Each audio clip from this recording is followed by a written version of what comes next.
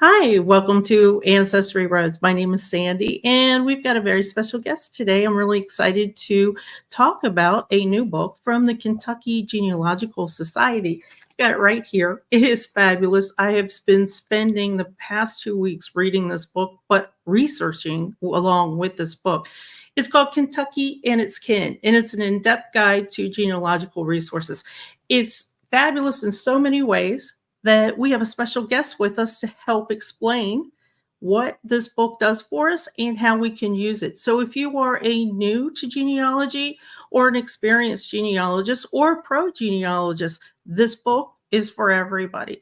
So let me introduce Rusty Heckaman and give you a little bit of information about him, and we'll see you on the other side of this video. LA's Archives Research Room staff, coordinating research and reference assistance for in-person and off-site customers, appraises, arranges, describes and indexes public records from state and local government agencies, and represents KDLA in public presentations about the discoveries waiting to be made in the state archives collections and their unique uses for researchers. Originally from Indiana, Rusty is a graduate of Indiana University with his master's in library science. He has 15 years of work experience that has encompassed a variety of archival settings including local municipality, state government, private corporate archives, and nonprofit advocacy organizations. He is the current chair of the Kentucky Council on Archives and a contributing member of the Kentucky Genealogical Society.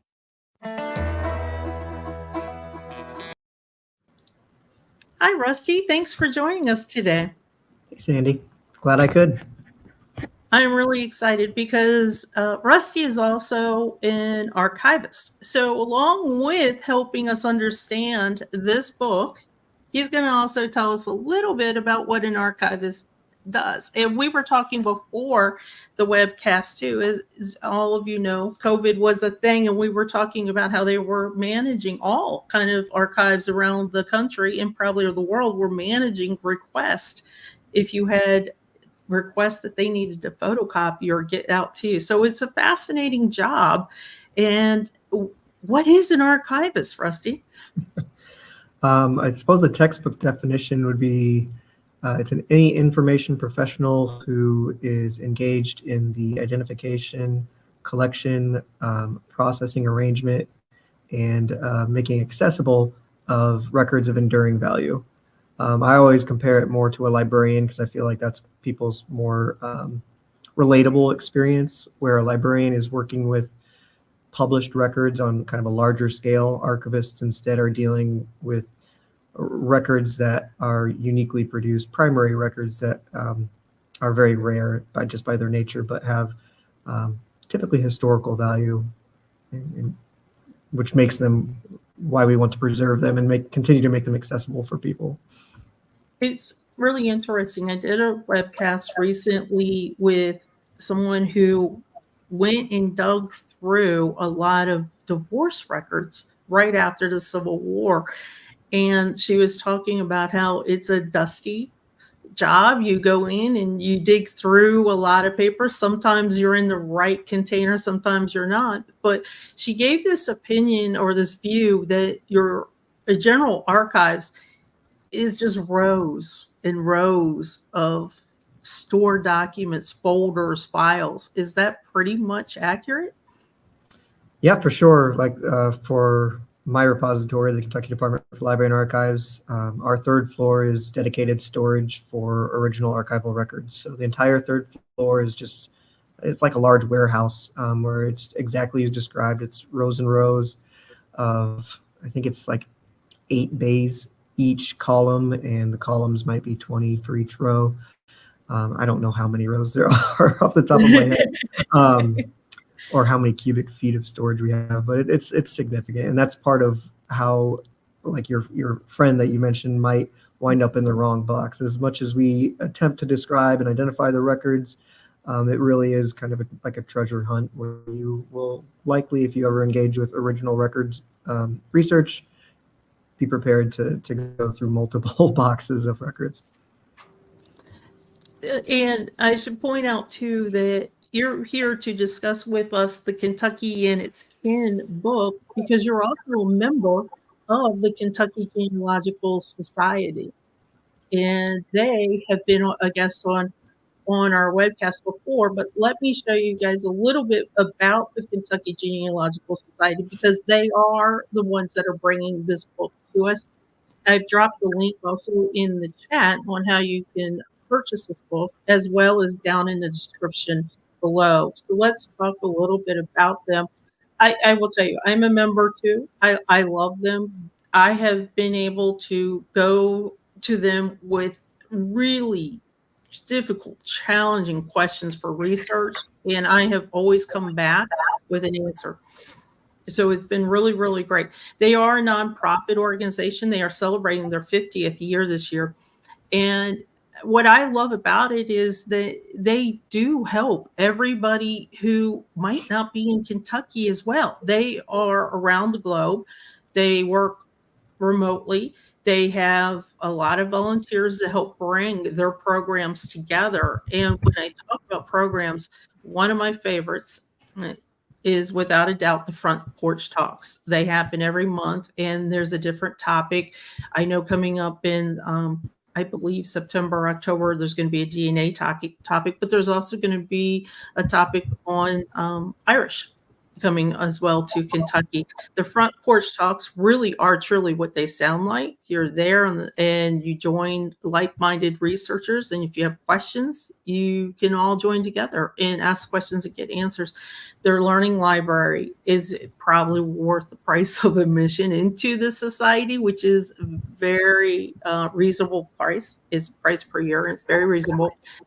But the other cool thing that I like, and this is part of the reason why Rusty's here as well to help us understand, is the digitalization grants that they give. So the Kentucky Genealogical Society actually helps fund getting some of those archives actually online. And how does that work? What is the digitalization process? Yeah, I mean, that's a question we get probably the most of any when people realize you're an archivist and they're doing research. They're like, well, why isn't this all available electronically? Why can't I just access this from my home computer through Ancestry or Family Search or some other service?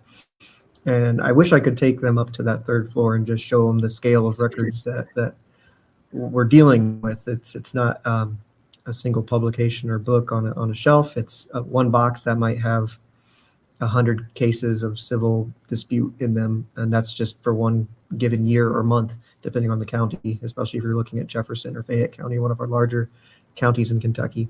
So digitization is a large process that has to do with identifying priorities, whether it be the record is in danger for its preservation, it's not going to last, so you want to prioritize getting that scanned and saved in another format, or just the value of the record itself. So for example, we have an NHPRC grant through KDLA that we're doing right now to digitize the General Court of Kentucky, because that court was the first major court in Kentucky and has a lot to do with land disputes in early Kentucky, 1792 to 1799. A lot of the early ancestors and individuals who are the heads of family that we might be interested in are represented in those records. So that is something that we're working on digitizing. The digitization grant through KYGS is a little different, where they're working to provide resources to local records at the county level, public libraries or others that can apply to have records that aren't represented in repositories like the state archives or Kentucky Historical Society, to ensure those are represented on the record as well. It's kind of like you're taking them from this end and they're taking them from this end, and eventually we'll get Kentucky all online. But I need to point out as well, for those of you that may not know, Kentucky has a lot of counties. They have a tremendous amount. I'm currently in Georgia, and I think Texas is number 1. Georgia's number 2, and I believe Kentucky's number 3 in the amount of counties.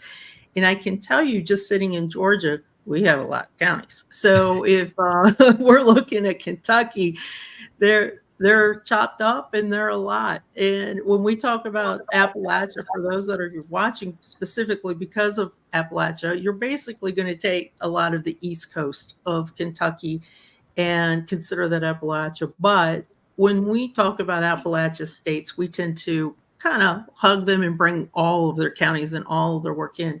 I think it's important to know, as Rusty said, that because something isn't online doesn't mean it's not available. It's still available a lot of times, but you need to go to the website of the Kentucky Archives, fill out a form, and there's probably a small fee to handle the processing and the mailing. So don't give up. If you don't see it on a common site, there's the paid genealogy sites and there's the free genealogy sites such as Family Search. So if you don't see it yet, don't give up. It could still be there. And I do want to point out two things. First, on Family Search, if it's not easily findable, there are books and references that are on Family Search that you really have to go look and dig through and page by page them. So don't forget that resource. Don't give up if it's just not an easy search. The second thing is things are indexed every day. I can tell you from my own experiences of working on a great-grandmother in West Virginia. 3 years ago, could not find much on her. Today, I have a tremendous amount on her because things are being indexed every day. And this kind of goes into where we need to talk about for this book and why I love it so much. So it's called Kentucky and Its Kin. Rusty, who are the kin to Kentucky? The kin are the states or the colonies or the regions of America that kind of preceded Kentucky. Kentucky was a frontier region up until the late 1700s when we gained statehood in 1792. So a lot of the people who would migrate into our region or through our region afterward came from areas already established, places like Virginia, or West Virginia as it was later subdivided, North Carolina, or even either Carolinas, Pennsylvania, any of the kind of original 13 colonies, you might say. Yeah, and it really surprised me because you had mentioned Pennsylvania before we started, and it kind of like made me stop and think of my geography as well. And then I had to realize exactly what you're saying. The geography that we know of some of these states, I'll call them states now, were way different back then. Like Virginia started at the ocean and almost went halfway through the country that we know, the United States now. So when we think about these territories, there's a lot of information. So if I'm looking for somebody in Kentucky that I think is Kentucky, I should say, but they were actually Virginia, the really great thing about this book is you've told us kind of where to go and where to look for those other kin that might be not classified technically as Kentucky at the time of their birth, for example. And that's part of the reason I love this book as well.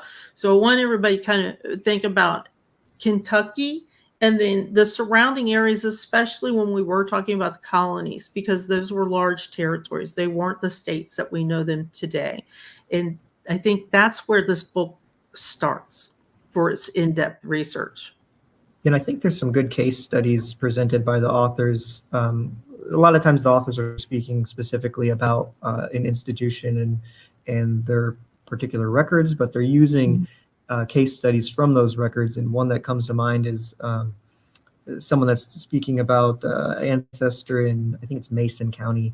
And they reference how Mason County was formerly Bourbon County, and Bourbon County was formerly Fayette County, and Fayette County was formerly Fincastle County, which was formerly part of Virginia. And so this ancestor may not have ever moved a single time, but looking through the historical record, you're like, well, they used to live in Virginia. They must have migrated to Kentucky. It's no, they didn't. They never left their geographic region.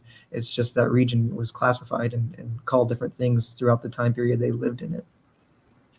And it's really fascinating to me to think about that, because if you think about it now, where you're sitting now, let's say that where you're sitting now was called, Georgia, where I'm at. But 20 years ago, it was maybe called South Carolina. But I didn't move But now in present contemporary day, can you imagine what a disaster that would be? I'd have to change addresses. I'd have to change driver's license. I'd have to change all this stuff. Back then, these territories were changed, and the people didn't really have as much say, I guess, as we do now, and they were changed. So when you go looking for them, you don't have the records we have now completely. I guess what I'm trying to say is, don't assume, again, that you're missing a record because it's not saying Kentucky on it. Mm-hmm. And always, kind of look at the geography and the location of where you're at. So what can I find most of the time digitally in Kentucky? In what periods? Yeah, so you referenced Family Search. I think that's a good place to start. Family Search has worked with us as well as the counties at various times, and we're hoping to have that relationship renewed again. But they do have, in particular, a really broad wealth of information at the local level. So kind of like you're saying, don't assume about anything missing. I would harken back to your reference to indexes. Don't assume an index exists. So if you're relying specifically on the keyword searches for Family Search or any tool, you're missing out on a lot of information. Family Search in particular, you can go on and do what they call a catalog search, and it allows you to search by a geographic location, and you can type in the county, so Bath County or Greenup County or any of our 120 counties, and you can see then what's available for that county. And typically it's going to be those local county records, things like county court order books, wills, any kind of probate record that might have been generated from the origins of the county up until usually the early, or I should say late 1800s, maybe early 1900s if you're really lucky. Marriage records are more represented later into the 1900s. But yeah, a lot of those local records you can find, and you won't find them if you're relying on the keyword searches, because again, they won't have been indexed in the idea that it's a recognizable index for the computer. They'll have been indexed by that original clerk who recorded that information by hand, and there's a handwritten index in that book, but you have to look at that digitized version of it, that scanned image, and look at that handwritten index to hope to find your great-great-grandmother or whomever you might be looking for. Yeah, it's a really, really good point, because I fear, and I see it a lot in the pro-genealogy world that we have. We'll find documents doing exactly like you mentioned, and people go, how did you find that? It's not instant. Sometimes it's not a green leaf that's going to come to you on, a hot moment when you're right there at your great-grandparents' profile. It's going to sometimes take work. And especially I find with me when I'm looking for West Virginia or Kentucky records, because Virginia owns so much of the territory, you really do have to think out of the box a little bit and kind of look and dig. But the fascinating thing is that you'll find a lot of times exactly what you're looking for. And I will tell you, wills or gold mines, and those are really hard to index and give you like that instant information. So it's definitely worth checking it out. Good news is that in this book, we have the steps and kind of the information on where to go and how to find and dig through that index. So if you don't see everything instant, this book will help you, and it'll help you go through. I want to bring up a couple things about the book as well.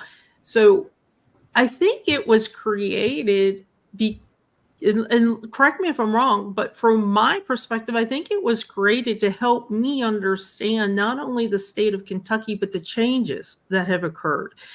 We've already talked about how it was a different territory, but as you mentioned, the counties also change. And trying to find the information for the counties as well can be a little bit challenging.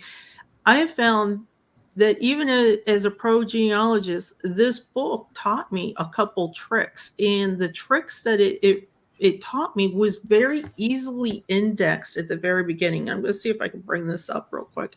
Like some of the index items, I'm just going to read some of the items that the National Archives, and it'll give you a section here where it'll tell you exactly how to go and look at the National Archives for information, and then bring it down to Kentucky Archives and then to the historical societies. But then we're talking about its kin as well. So this particular book will also give you information on where to go for North Carolina and Virginia, for example. The other things that I really, really loved about this book and the index was that you talk about newspapers and indexes. I think a lot of times we forget to go to some of the newspapers and indexes. And yes, newspapers.com is really a great source and tool, but there are free items out there too, websites to go to. And this book kind of lays it out for us, as well as helping us with cemetery records and preservation of records. And I think it's important to note that the preservation of records is not just an archivist job or just not a historical society's. We have historical documents. We all are currently holding our own historical documents. We're holding probably our birth certificates and our marriage certificates, our children's birth certificates, things like that. So those are personal records, our own personal archives. And you kind of talk a little bit in the book too about how to preserve them. I'm going to guess that the paper that some of our personal archives on now will withstand time a lot more than, say, in the 1800s and maybe even early 1900s. Would you agree? It depends, really. It's actually almost the opposite of what you would think. Really? A lot of the early paper was higher quality, or at least thicker, so it preserves longer. And now it's so mass produced, it's cheap. So it just doesn't last, and you're printing it on a like a Xerox printer or something that uses pretty cheap ink. So it's not actually high quality. You brought up newspapers. That's a notorious example. They use the cheapest paper they could acquire because they're producing it on a large scale daily. So that just doesn't preserve very long at all. So we're fortunate that there are places like Library of Congress, Chronicling America, or newspapers.com and other sources that are doing a wonderful job of digitizing those. The book, to chime in on what you were just mentioning about that and how you've used it is interesting, how you've just interpreted it, because I interpret it slightly different. I guess it's my archivist perspective. I kind of see it. How did you interpret it? This is great. I kind of see it as illustrating all of those various repositories that exist across Kentucky and our shared kin states that hold the records. So one of the things that's most confusing, I think, to people who haven't delved into archival research or primary records is each of these locations is going to have a unique set of records. Like my original example, you go to the library, you can have the reasonable assumption that your county library is going to have the same books that are on the shelf in the Lexington Public Library, wherever might be nearby. Archives are completely different. The state archives where I work are going to have records of the state specific to what the state produces, or representatives of the state, like the county government. University of Kentucky is going to be entirely different. They're going to have university records. They're also, I believe, focused and illustrated in this book on political archives and political careers of Kentucky politicians, which can be a wealth of information for, I think they use an example in there for veterans records, for example, because people have to go through their congressmen or et cetera to get veterans bonus applications or veterans pension records. So, or you mentioned Kentucky Historical Society. That's one that's very confusing to people, especially in comparison to KDLA. It's like, well, you're both with the state. You both have the same stuff, and we're really different. We're the state archives. We strictly and only collect records of the state.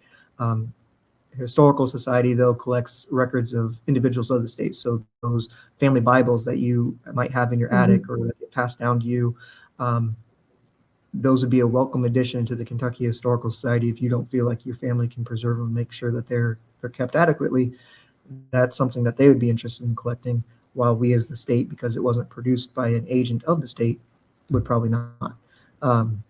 So I think the book does an excellent job of illustrating which institution to go to depending on what type of record you're looking for. You know, and I'm glad you mentioned that too, because just a few days ago, in one of our Discord chats that we had on Appalachia, we were talking about Bibles. Who gets them, and what do they do, and where do we find them? And some people were saying some libraries will take them, but mostly it's the historical societies that I found that will take them and make them available as well. And I will say, a lot of historical societies will allow you to come in and look at the records. We talked about the National Archives, and they are wonderful about letting you come in. What about Kentucky? Can I come into your archives, and what would I find if I wanted to look for something specific about a county? Would I go to the county, or would I go to Kentucky Archives? Yeah, so specifically to the state archives where I work, we are open Monday through Thursday, 9 to 3:30. We've had to change our hours because of COVID. As you mentioned at the very beginning, the introduction, COVID has really changed our workflow. We only get about 60 visitors a month now. It's still decent in-person traffic, but we've really picked up with our remote traffic, where we get probably 130 on average requests a month for remote access, and those are paid requests that we do. But yes, anybody that's conveniently located here in Kentucky, we welcome you, and we would be excited to see you and help set you up with the records. Anything that we preserve here, we do make accessible to you for your research. Most likely, with your example, the county, you'd be starting with microfilm. We have about a little over 70,000 reels of microfilm in our collection that have all the local county records represented on them. Not all, most local county records represented on them.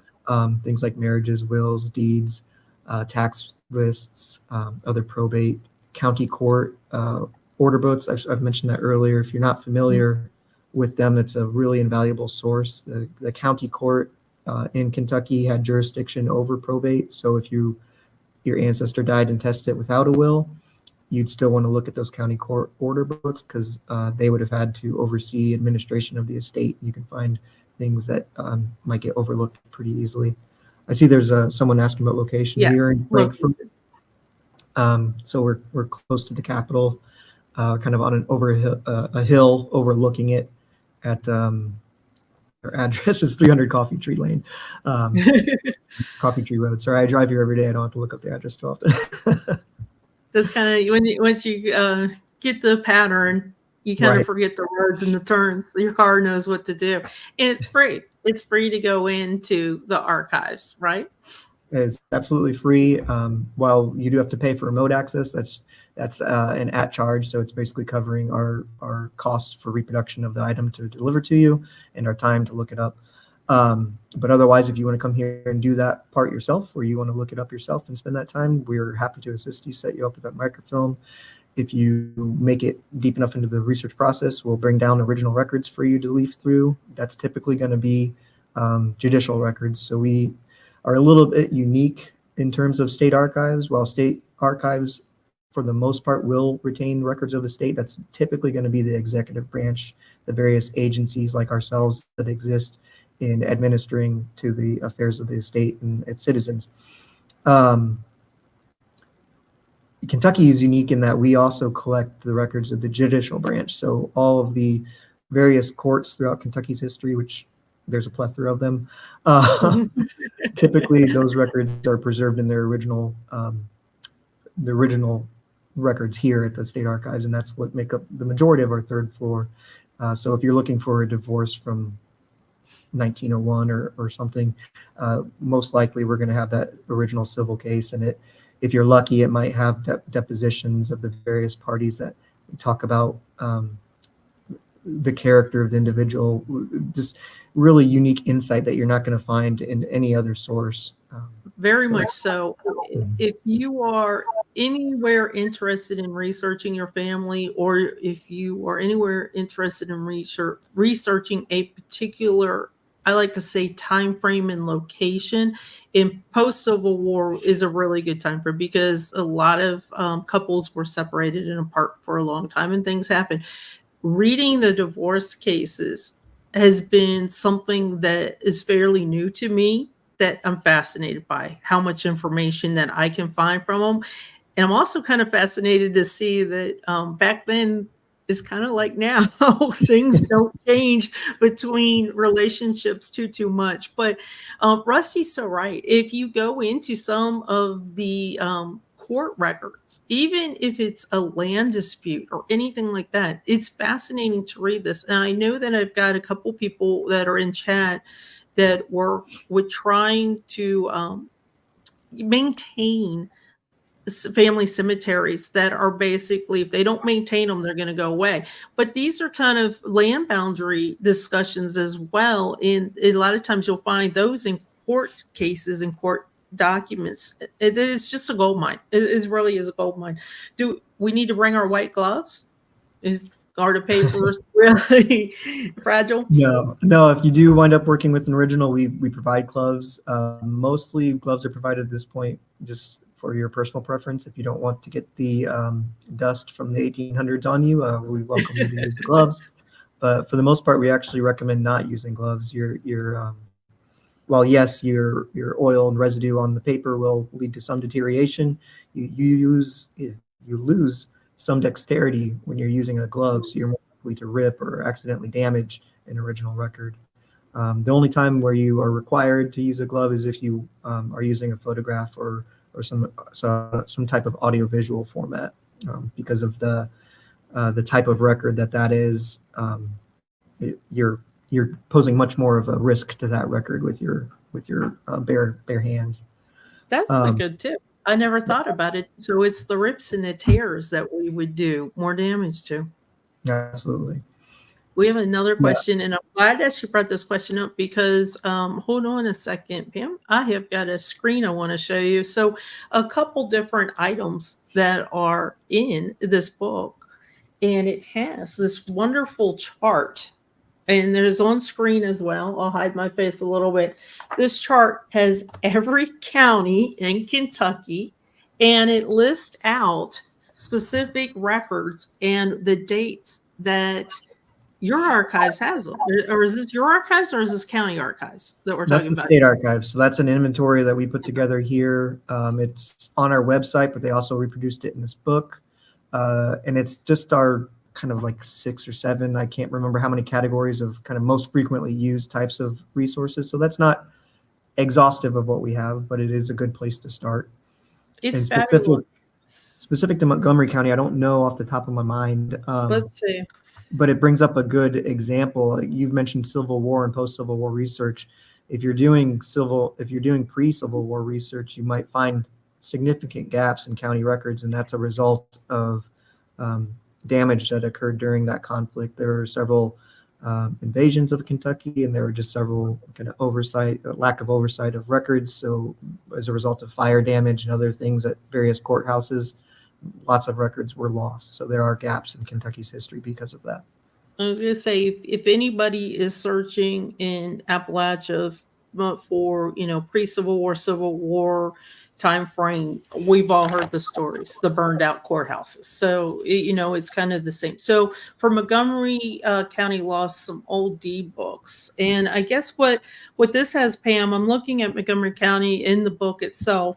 So we have birth, marriage, death, deed, county order books, and will books, civil cases, and criminal cases. And that's kind of what's showing on the screen too, that in green, those are the tabs. So it would, I guess, depend on the year that you are requesting. So for Montgomery County on deeds, they have the time frame 1800 to 1919. Now, I'm going to guess, Rusty, that doesn't mean every single deed is there. It's just you have some, at least from those time frame. Yeah, it's we can't. it's kind of like when people submit a request. I can't confirm I'll be able to find the marriage, but I can confirm that we have records in which we can search. So we do have deeds from Montgomery County from 1800 to 1919.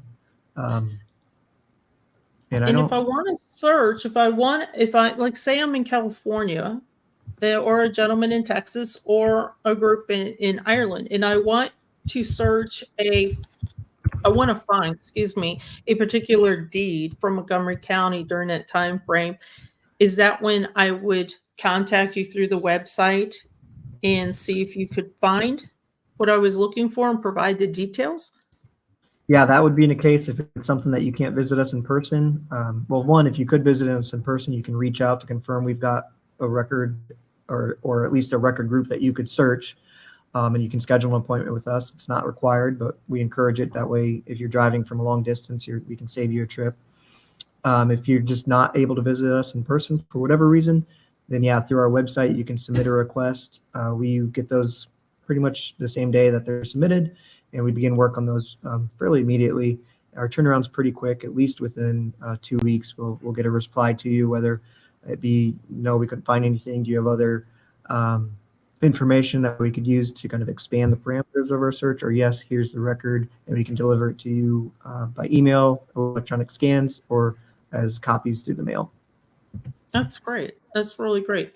Now, if I have the same question for somebody, and I'm gonna pick Pike County. Pike is a pretty popular county for records as well. And I'm looking at your dates, and you have a lot of dates. You have some gaps, and you can really see those gaps. Like, for example, the deaths 1852 through 1859 is where it begins, and then it picks up again 1874, 1878. So to me, that clearly screams Civil War time frame coming up as well. But I also want to mention, for those of you that are watching, the Civil War isn't the only reason. Sometimes people lived on farms and they were poor. We didn't think back then that we needed to go to a courthouse to record a death. We would just normally bury our family, our kin, in a grave set aside on the farmland. So keep that in mind as well. Or then, just to supplement that, the local authority might not have even been interested in recording it if you took the prerogative to tell them. I think, like, you see the various dates in the columns for birth and death. The reason that's so hit or miss is it wasn't required. The first time it was required by the local authority to record a birth or death in Kentucky was 1852. That legislation only lasted until 1861, and they repealed it, most likely because of the Civil War, and they had other priorities. They didn't revisit that legislation again until 1874. So there's significant gaps, and even when they were requiring it in those dates, the 120 counties each had their own prerogatives and adherence to the law. So while some counties might have really done excellent in collecting that information, other counties might not have done so well. And you might have a record from 1861 for Woodford, but no record for their neighboring county in Franklin County, for example. So it's really hit or miss. It's one of those things that don't give up again if you don't see it in the instant search, go through the deeper index records. But let me take so if I happen to be, I'm going to say Pike, and that butts up, if we're looking at a map from, or before Civil War, around Civil War, before Kentucky was a state. I didn't move, but would I go to Virginia and find maybe my birth record, and then find my death in Kentucky? Is that a good, solid plan for research? It's very possible. I would almost start like with a broader perspective. So while we're all focused on our family and our family members, it's really important to have a contextualization of history and the patterns that were taking place while those family members were alive. So for your example, Pike, I would probably go to a source like the Atlas of Historical Boundaries. It's produced by Newberry, and I think it's online, and they have kind of an illustrated map that will show you the boundary changes of a given county. So you can type in Pike and look to see for a given year how its boundaries might have changed, or what's perhaps most important, what its parents' counties were. So if Pike was formed out of one of the three originals, Lincoln, I'm not sure which one it was formed out of, you can kind of trace it back that way, and see also which part of Virginia, like which Virginia county you want to focus your research on. Most likely Rockcastle, I would assume, but I don't, again, I don't know off the top of my head. Yeah, I think that's probably, I agree with you. And the reason why I mentioned that, but is because when we searched for West Virginia and a person was actually born in Virginia, because West Virginia wasn't a state yet, West Virginia has all the records, though. So people do get confused. If it's very far back in colonial times, then you do have to go to Virginia. And I'm going to assume that's the same for Kentucky if we're talking really, really far back to do that. But you just taught me something as well, though, because just because I said Pike doesn't mean Pike was instantly created at the time. There was another county of Kentucky that I might need to look at before I even think about going to Pike. So that's a really good tip that you shared there. Look at a broader sense instead of narrowing. Pike's a good example, even more in a more contemporary fashion. So a lot of people will be like, well, my grandfather has lived in Pike his whole life, and I can find his birth and his death, but I can't find his marriage. And because Pike is sitting right there on the border with Virginia, it's like we often have to encourage people, like, check out Virginia. Maybe they crossed the border to get married for whatever reason. Marriage records are really unique in that aspect, because maybe you know for a fact that that ceremony took place right there in Pike County. If their license was issued, however, though, in a neighboring county, that record is going to be in that neighboring county, not in Pike County, regardless of where the ceremony took place. Very good. That's a very, very good tip. And you're right. They will cross the state lines, because to them, that might be 2 roads over as well. Right. So a lot of times in the stories will come down through history. Well, they were married in Pike. They were married in Kentucky, but 2 streets over was technically maybe Virginia. But since the boundaries kind of changed and moved, and there's not a big, yellow tape saying you're crossing the state line right now, a lot of people just assume as well that it was the county. And that's especially true in Appalachia, counties of Kentucky, because, you're confined to this geographic region within the county, but to get to the county seat where you need to get that certificate issued, it might be easier for you to go to the neighboring county, just because of the lay of the land and the roads and how they kind of follow the stream beds and navigate in and around the various topography of the region. There's a lot of crossover in between that region. And that's a really good point too. They didn't have the highways that we have right now. They went the easiest route, or the way that, especially if they had their sweetheart with them, they're probably going to go the less muddy route to get to where they need to be. So talk to me a little bit too about veterans records and African-American records within Kentucky. Where would we find those? And by the way, I'm mentioning it specifically because it's also mentioned in this book. Right. So veterans records, I think I referenced earlier, the University of Kentucky, they have, an interest in a strength of their collection is political. So they have a lot of records from various congressmen and politicians throughout Kentucky's history. Any family that was applying for a service pension would do so through their congressman. So they would, that congressman's records often will include a case file on that given family that includes births, marriages, deaths, documenting their relation to the veteran. So those are invaluable. That's a really good tip. That's a really good tip. So those would be through the university more so? Yeah, that's the University of Kentucky. I don't know if it's mentioned in the book. 𝗪𝗪𝗪 has a kind of a unique collection. So on top of like the federally overseen veterans pension, there's a veterans bonus that Kentucky veterans specifically could apply for. And that included, I'm not entirely sure which conflicts it included. It's more contemporary conflicts like World War II, World War One, in that era. But those are only available through us. So if you're going through like National Archives for military records, which you would be well served to do, and you're not finding anything, it's possible they might have only applied for a state bonus as opposed to a federal pension. And that would be something that you could ask us to look into. And that's a huge gap that we would, again, maybe stop. We would say we're not seeing it at a federal level, and we would see it there. So now I've got to ask you about Fold 3. So you had a relationship with Family Search. How do you have one with Fold 3 where some of the state bonus records would go over? I don't know. They definitely don't have the state bonus records. I don't know how they necessarily procure their things. They do have things that aren't represented in the National Archives. So National Archives is only going to have records of men who serve, or men and women who served in service to the federal union.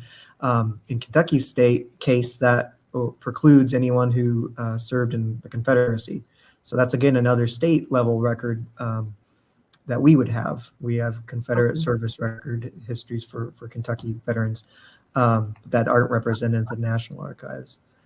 Fold 3, though, they do have those Confederate records as well. I don't know how exhaustive it is, but it's a good place to start.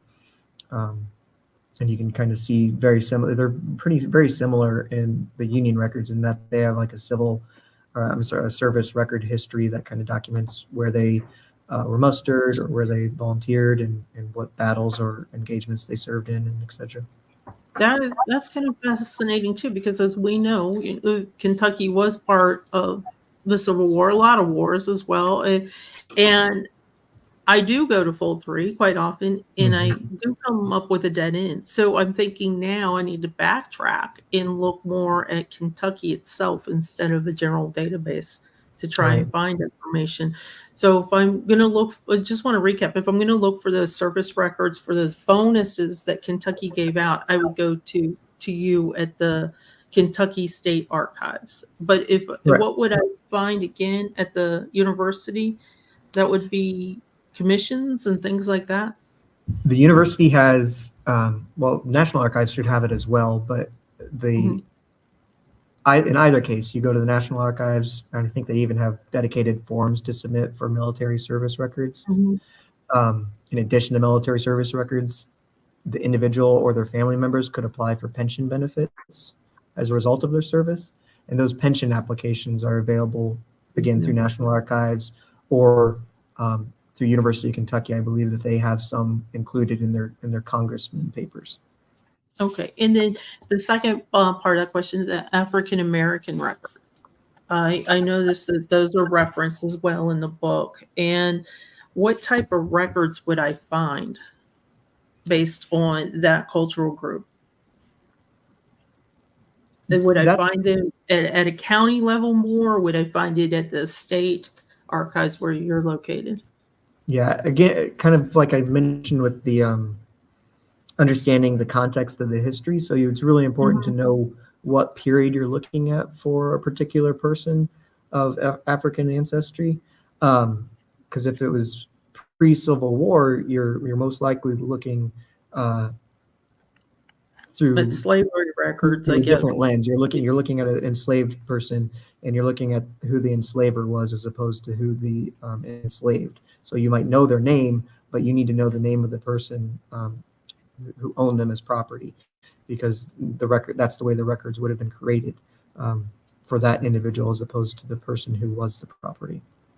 I just want to point out real quick, this whole chapter, this is a sensitive subject as well, but this whole chapter is fantastic. It's researching African Americans in the Kentucky State Archives. And I know I keep showing you guys the book, but I'm telling you, this book is fabulous. I every time Rusty mentions a point, I'm like dog-earing a page, because I'm like, oh, I got to come back to it because he just mentioned it.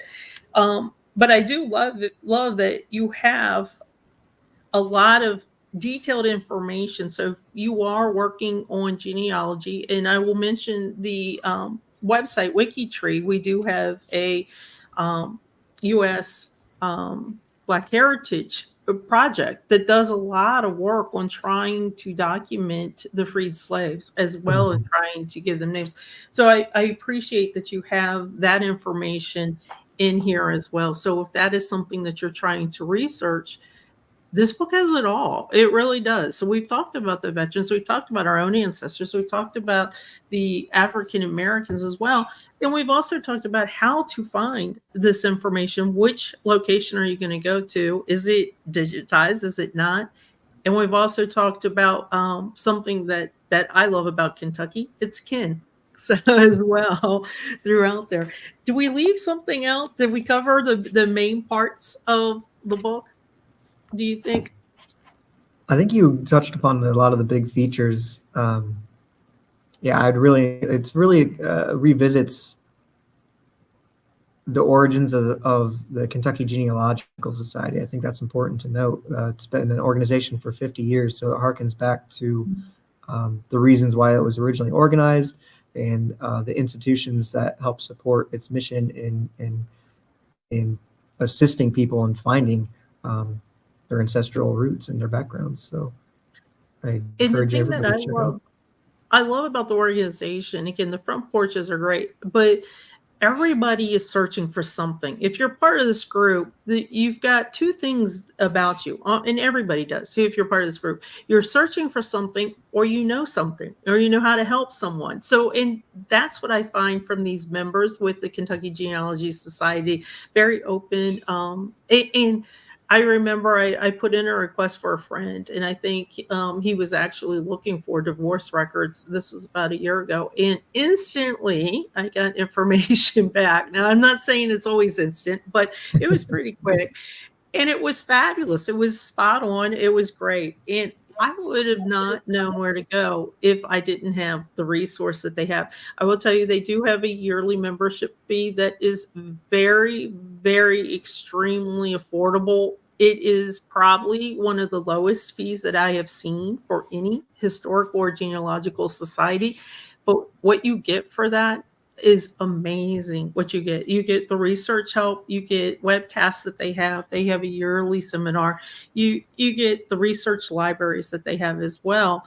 And as Rusty and I are both members of the Kentucky Genealogy Society, and we love it. Before I let you go, I just want to point out, because I did get a question, and it was just a general question before we came online, that somebody who couldn't attend live. And yes, you do talk a little bit about Native Americans as well, and that was brought up. But as I was looking for that particular question's answer, I just want to point out, again, I'm looking at the back index. You talk about the German migration, and that's where kind of, I guess, Pennsylvania comes into play. You talk about the Huguenots that came in as well. You've got passenger lists. You've got those from England and Scotland. And as we know, Kentucky and Appalachia itself has a lot of Scots-Irish that are there. The land records and powers of attorney and surveys for the land records. These are great pieces of information and data that if you're searching for your ancestors and you're looking to see possibly where they lived back then, so you can go visit Kentucky and walk where they walked, this book is a fabulous resource to try and get you to those records so you can find it. And I just really love it. I won't lie, I love everything that the Kentucky Genealogical Society puts out, because I find it so useful. And this is an in-depth guide to looking at your genealogy resources, but don't get scared of it. It's for those that are brand new, never even probably looked at a genealogy book, up to all the way to pro genealogists. There's something for everybody in this book. And I just want to point out, a couple people have asked this prior to the webcast as well. So I think it is important that we mention that there are different cultures. Kentucky is not only just Scotch-Irish. It has a lot, but it does have the African American, as we mentioned, the Huguenots as well. We talked a little bit about the German migration along with Native Americans. And I want to thank you, Rusty, for joining us and sharing the information in this book, as well as what an archivist is. I hope everybody kind of goes back and thinks about all the work that they're doing. They're trying to get these records online for us. And if they're not, they're going and doing the research. And you provide them some information, and you guys are going and digging through your own records to get us the information. And let me ask you, this is a good question. This is kind of off the cuff. So if we put in a request, are we finding, or should I say, are you finding that most of them are online? Or are you going to have to actually pull a paper record and copy it for us out of all the requests you might get throughout the year? Most of the ones that we handle here in the research room are going to be on microfilm. And we can kind of supplement it with what's available through Family Search. They won't always necessarily have the actual record, but they might have an index that we can check out and save us from having to go through one microfilm reel at least. But most of what we'll be pulling are microfilm records. A lot of the other records that will require working with originals go up to our peers in the archival storage on the 3rd floor. They deal with those originals and they reproduce those. So things like divorce records in particular, or if for whatever reason your ancestor had more of a criminal background, they would have those charges against them, things like that. And just a selfless plug for this society, you mentioned the annual seminar that is starting this month, and the theme is on migration patterns. So it has very specific ethnic groups that have migrated in and out of Kentucky. I don't know how many topics in general. I think like several throughout the month. I know I'm slated to talk about naturalization records. So if your interests lie there, I would definitely recommend checking that out too. We talked. I know I talked a lot in a previous webcast with members from the society, and again, I'm going to point out that we're talking way back in the day. You could not go west until you went through Kentucky. So this migration is fascinating. Some people stopped and stayed. They said, this is great. We're going to stop staying. Some people kept going, but the migration part of it is pretty fascinating. And I will say the society does put on a fantastic job. Once a year is a lot of work to do these type of topics. And again, it's on their webpage. There's their webpage, and we've dropped it in the chat as well. Definitely check it out and check out membership if you're not already a member. If you have any questions after this webcast for Rusty, or you want to get a little bit more information on something that he mentioned, we've dropped his email as well in the chat, and feel free to reach out to Rusty and let him know any questions that you have, or if he can help you. I appreciate you being here. This was fabulous, because I think that a lot of us need to understand that states are different and they handle things differently. And it was great to learn what Kentucky has at a county level, at your archive level, and something I learned today at the University of Kentucky level. So that was great information. Thank you for joining us. Yeah, thanks for the invite. And if you're joining us live, thank you for joining us live. If you're watching this after the fact, thank you for joining us. If you have any questions, just drop them in the comments below, or reach out to us at our website, ancestryroads.com. Thank you guys, and have a great day. We'll see you at the next webcast.